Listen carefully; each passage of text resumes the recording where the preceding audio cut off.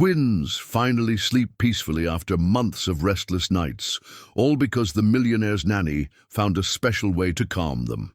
Every night, she reads them a magical story, bringing peace and silence to the house. The millionaire himself watches in amazement, realizing that sometimes the simplest things can change everything. Before we continue with this story, don't forget to subscribe to the channel and like the video, because when you stop doing this, YouTube understands that you don't like this content and stops recommending good stories like this. Oh, and don't forget to comment below where you're watching us from. We love to know that. Mitchell Grant, a widowed billionaire, braced himself for another interminable night. Since their mother's death, sleep had abandoned his twins, Ethan and Emma, turning their nights into a gauntlet of tears and anxieties. He ascended the stairs, each step heavy with the familiar dread of the chaos awaiting him in their room. He pushed open the door, ready to negotiate with sleepless children, but the usual whirlwind was absent. Instead, a profound stillness hung in the air.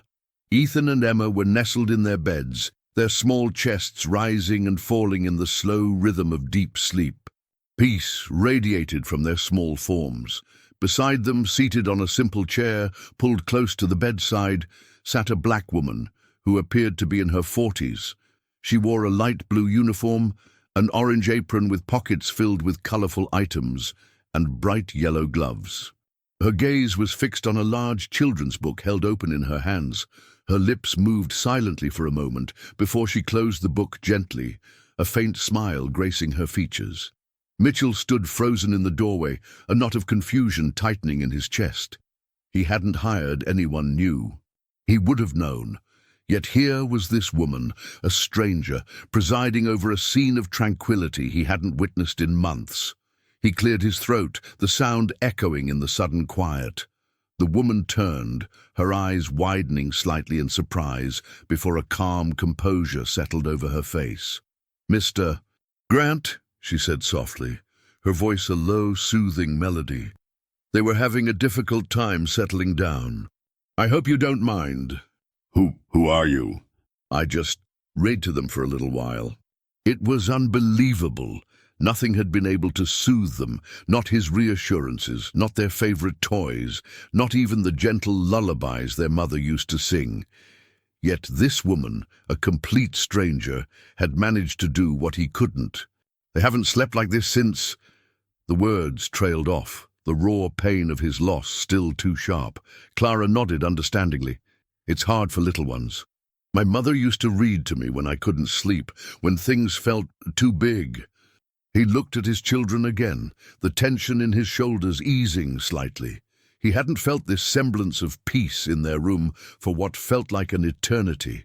Mitchell Grant, a widowed billionaire, found his twins, Ethan and Emma, sleeping soundly for the first time in months. Beside them, a black woman in her 40s, wearing a light blue uniform, orange apron, and yellow gloves, sat quietly with a children's book in her lap. Her soft voice echoed in his mind. "My mother used to read to me when I couldn't sleep."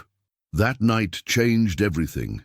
The morning after the unexpected silence, Mitchell Grant found himself searching the vast, lonely rooms of his mansion with an uncharacteristic urgency. He was looking for the woman who had accomplished what a team of nannies and therapists could not. He finally found her in the sprawling kitchen, her hands methodically wiping down a polished marble countertop. She moved with a quiet, efficient grace that seemed at odds with the sheer scale of the house. He felt a mix of gratitude and professional awkwardness as he approached her.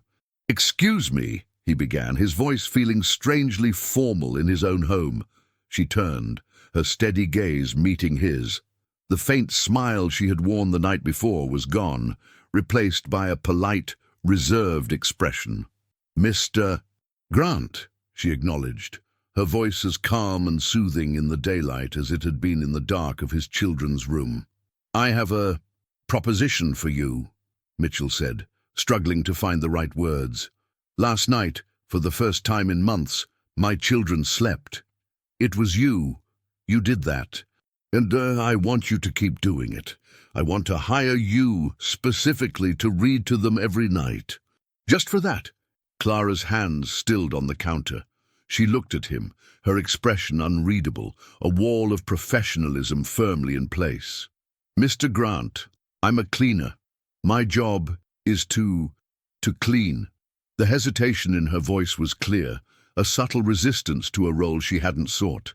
It was a line she was accustomed to drawing between her life and the lives of the wealthy families she worked for. "I understand that," Mitchell said, taking a step closer. "But this is different. It's what they need. It's what I need. I'll pay you well. More than well, just an hour a night, to read to them." Clara's eyes flickered towards the doorway, a hint of vulnerability crossing her face before it was gone. She was a woman who didn't take charity, and this felt dangerously close to it.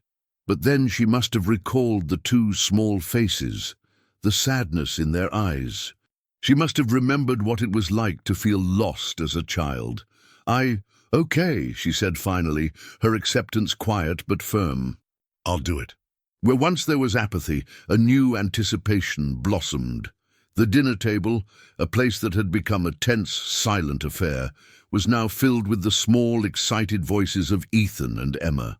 "Is it time for Clara to read?" they'd ask, their small faces lighting up with hope.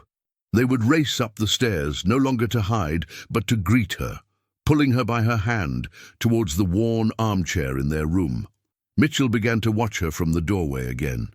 He became a silent observer, a student of the subtle alchemy happening in his home.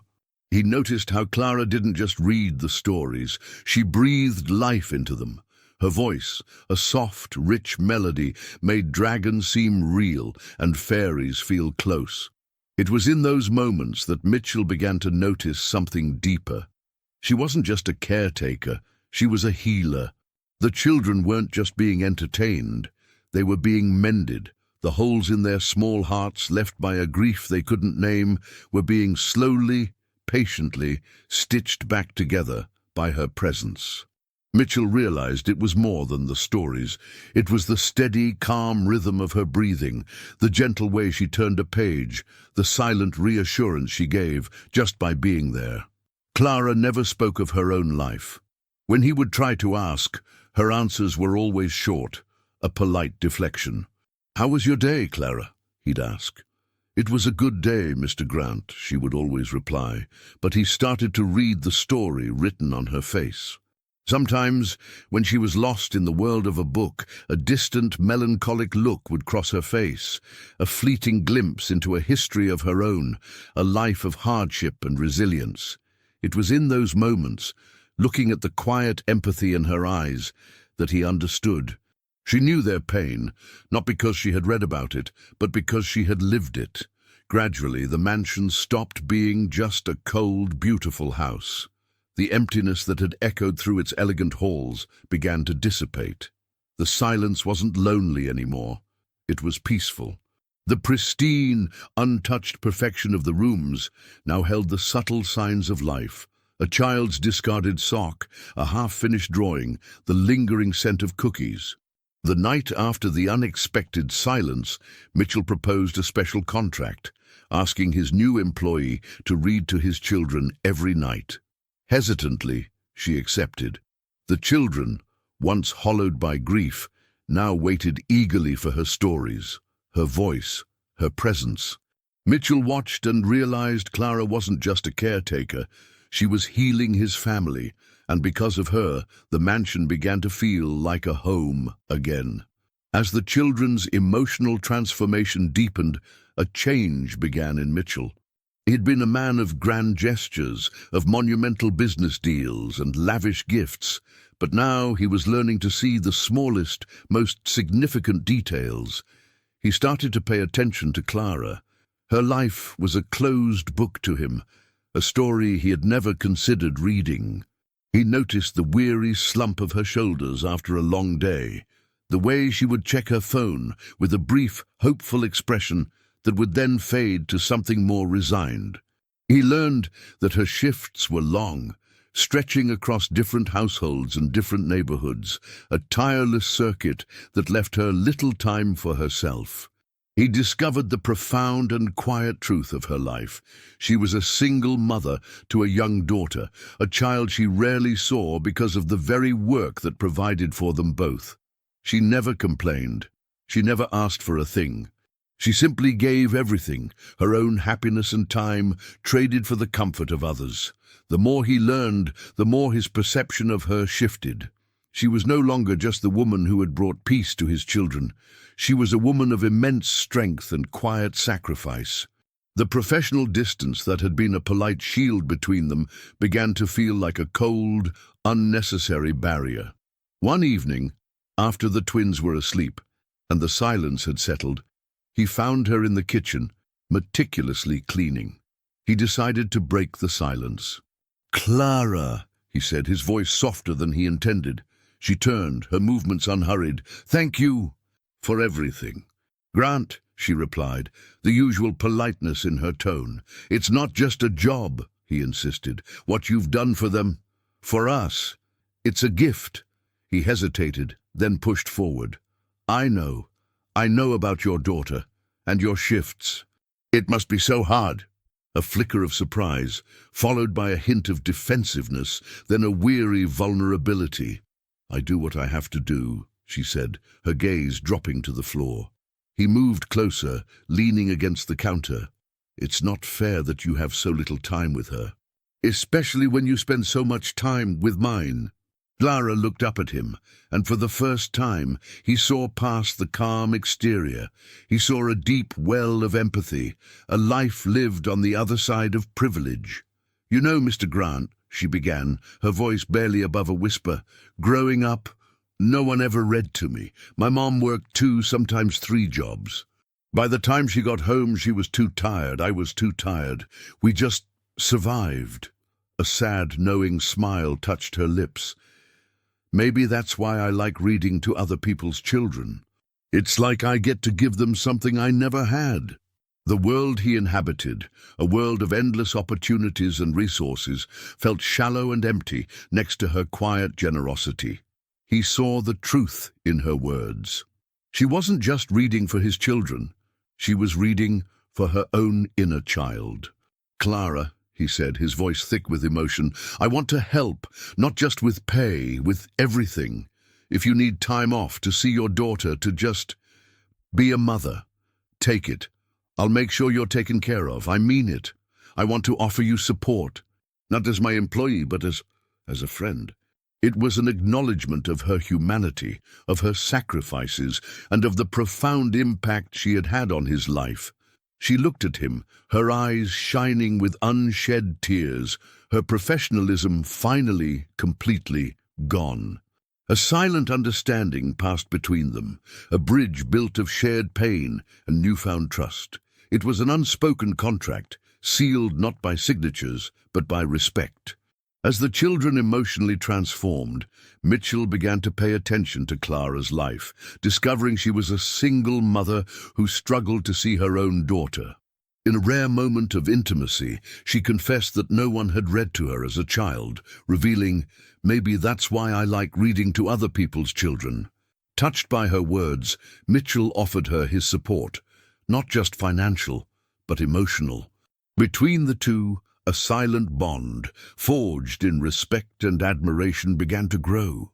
The transformation was no longer confined to quiet moments of bedtime stories. It had seeped into the very fabric of their lives, changing the way the children saw their world. One afternoon, while helping Emma tie her shoelaces, Clara heard a small voice say, "Thank you, Auntie Clara." The sound of the word, so familiar and yet so foreign coming from this child, caught her completely off guard. It was the first time she had ever been given a title that wasn't a professional one. It wasn't a simple mistake. It was an invitation. Soon, Ethan began to use it too, his small voice echoing his sister's. "Auntie Clara," they would say, and the name, once foreign, settled into her heart like a warm, forgotten memory. The nights held the deepest changes. One evening, as Clara tucked a restless Emma into bed, the little girl's face was solemn. "Auntie Clara," she whispered, her small fingers tracing the pattern on her blanket, "when you read to me, it's like a piece of my mommy comes back." Clara's heart ached with a profound tenderness. She didn't know what to say, so she simply smoothed Emma's hair and held her small hand, letting the silence be a testament to her love. The bond was real, a thread woven not just from stories and time, but from the raw, open wounds of a child's heart. Ethan's affection, though quieter, was just as powerful. Clara noticed that after she had finished reading their story for the night, he would take the book and hide it. Later, she discovered why. When she went back to check on him, his small form was curled in his bed, the book she had just read tucked safely beneath his pillow, a talisman against the darkness. It was his way of holding on to her presence, of keeping the peace she brought close to him even when she was gone. The children's growing bond with Clara was not lost on Mitchell. He saw the change in their smiles, the newfound security in their eyes. He saw the way his cold house was slowly, surely becoming a home again. He watched as they clung to her, their small hands holding on to her like a lifeline. He knew he had to do something, not just to thank her, but to acknowledge her place in their lives. As the Christmas season approached, Mitchell approached Clara with a question. "The children have their annual Christmas recital next week. They've been practicing a song. They would be so happy if you could be there." "Oh, Mr. Grant, I couldn't possibly. My place is here. I have to finish the windows." Her insecurity was palpable, a lifetime of being on the outside looking in. She was the help. She didn't sit with the families. She didn't belong in the audience. "Nonsense," he said, his voice gentle but insistent. "You are the reason they are happy enough to even sing. It's their first performance since their mother passed. Your family now, Clara. Please. For them." She couldn't refuse. She found herself in a plush velvet seat in the back row of a crowded auditorium, watching the children on stage. Her hands, usually covered in yellow gloves, were clasped tightly in her lap, a silent prayer of hope for her small friends. The choir sang a medley of holiday songs, but then a hush fell over the crowd as Emma, her small voice clear and surprisingly strong, began to sing. It was the song Mitchell had mentioned. It was her mother's favorite, a simple, beautiful melody about a silent night and a holy light. As Emma sang, Clara felt a lump form in her throat. The song was a powerful memory, a ghost of a life she hadn't known but could feel. Tears welled in her eyes and silently, discreetly, traced paths down her cheeks. Mitchell, who was sitting in the row in front of her, turned his head just slightly. He saw her, saw the single tear that fell. Without a word, he reached back and gently took her hand. His grasp was firm, warm, and completely reassuring. It was a silent acknowledgement, a promise that she was seen. She was not just a name badge or a cleaning uniform. For the first time in her life, sitting in a room full of strangers, she did not feel invisible. The children started to call her Auntie. Emma confided that she felt as if Clara's presence brought back a piece of their mother, while Ethan started sleeping with her book under his pillow. Mitchell invited Clara to the children's Christmas recital. She hesitated, insecure about her position, but he insisted. At the presentation, Clara cried discreetly as she listened to Emma sing their mother's favorite song. Mitchell reached back and held her hand. For the first time, she did not feel invisible. On Christmas morning, the Grant mansion was no longer a monument to grief, but a symphony of joy. Laughter, bright and unrestrained, bounced off the walls that had for so long held only silence. The grand living room, once a cold and formal space, was now a playground of crumpled wrapping paper and new toys. Ethan and Emma, their eyes wide with excitement, were unwrapping presents with an infectious energy. Presents were exchanged, but the greatest gift was not nestled under the towering Christmas tree. It was in the very presence of the woman who had read to them, who had listened with a heart full of empathy, who had cared for them, not just with her hands, but with her soul. It was in the very presence of Clara, who without a word or a request had become family. Mitchell watched the scene with a profound sense of peace. The knot of anxiety that had been a constant companion for months had finally unraveled. He caught Clara's eye from across the room and gave her a small, meaningful nod. He needed to speak to her alone. He waited until the children were absorbed in a new game before gently calling her aside, leading her to the quiet study. The room was warm, filled with the scent of old books and polished wood. He closed the door, creating a small island of privacy in the house's festive ocean. Clara stood before him, her posture still carrying a trace of the professional distance she had always maintained. "Clara," he began, his voice soft, almost hesitant. He was a man accustomed to commanding boardrooms, not sharing his heart. "I called you in here to tell you something. You brought back something I thought was lost forever." He paused, looking at her with an intensity that surprised them both. "The peace of my children and mine." It was a confession, a testament to the profound shift she had created in their lives. He wasn't just grateful for her services, he was grateful for her. Clara's stoic expression softened, a slow, radiant smile blooming on her face. Her eyes, which held so much of her life's quiet sadness, now shimmered with emotion. She didn't say anything. She didn't need to. Her smile was a conversation in itself, a fragile, beautiful thing that told him she understood. Their conversation was brief, but it held more meaning than a year of small talk. As she left the study, she found Ethan and Emma waiting for her, their cheeks flushed with the cold air from outside. "Come on, Auntie Clara, you have to see our snowmen." Ethan tugged on her apron. She followed them into the garden, which was blanketed in a perfect, pristine layer of snow. There, in the middle of the lawn, was a row of snowmen. There were 5 of them, 2 small ones, 1 slightly bigger, and 2 larger ones.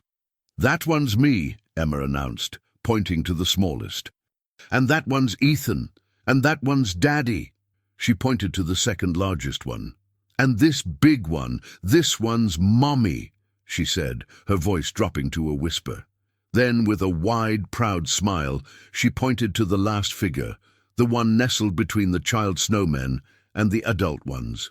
"And this one is you, Auntie Clara. Now you're part of our family." She looked at the snowman, a crude but beautiful representation of her, a part of a family she had never dared to dream of. She saw the children's faces, their eyes full of hope and unconditional love.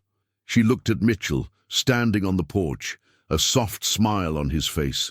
She couldn't speak. She couldn't thank them. Her throat was tight with a feeling so overwhelming it had no words. She only had tears. They fell silently, tracing warm paths down her cheeks. A quiet, profound release. They were not tears of sadness.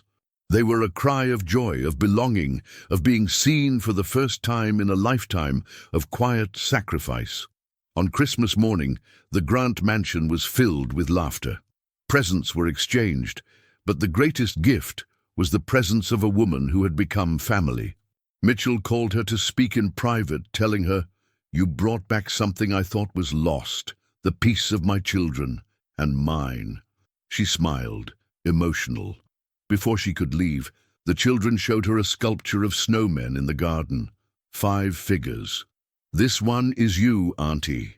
Now you are part of our family." She didn't respond. She simply cried in silence, a cry from a woman who, at long last, was truly seen.